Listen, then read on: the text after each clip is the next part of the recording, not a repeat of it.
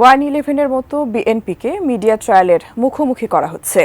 এই ট্রায়ালের মাধ্যমে দেশের স্বাধীনতা, সার্বভৌমত্ব ও জাতীয়তাবাদকে নষ্ট করার চেষ্টা চলছে বলে অভিযোগ করেছেন বিএনপির ভারপ্রাপ্ত চেয়ারম্যান তারেক রহমান। আরও জানাচ্ছেন মাহফুজা মুসলেহি। ধন্যবাদ মাননীয় প্রধান অতিথি। অনলাইন অ্যাক্টিভিস্টদের সম্মানে সন্ধ্যায় রাজধানীর একটি হোটেলে ইফতার ও দোয়া অনুষ্ঠান। বিএনপির ভারপ্রাপ্ত চেয়ারম্যান তারেক রহমান এতে ভার্চুয়ালি যোগ দেন।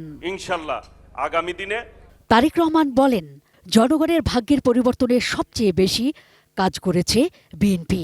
মতপার্থক্য ভুলে গিয়ে দেশ রক্ষার স্বার্থে অনলাইন অ্যাক্টিভিস্টদের পাশাপাশি সবাইকে ঐক্যবদ্ধ হবারও আহ্বান জানান তিনি।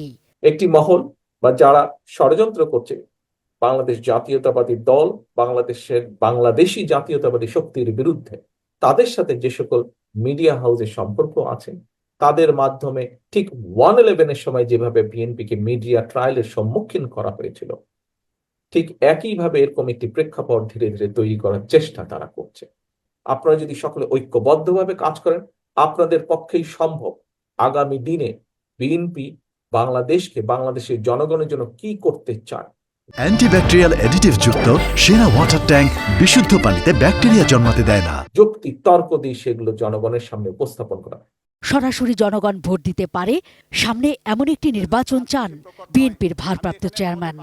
রাজনীতি জনগণের জন্য হলে অবশ্যই নির্বাচনও জনগণের জন্যই হতে হবে।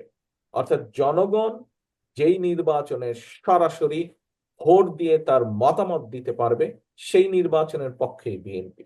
অন্যদিকে জনগণকে তাদের অভীষ্ট লক্ষ্যে পৌঁছে দিতেই এই মুহূর্তে বিএনপি নেতাদের যুদ্ধে নামতে হবে বলেও মন্তব্য করেন দলটির মহাসচিব মির্জা ফখরুল ইসলাম আলমগীর। যুদ্ধ শেষ হয়নি।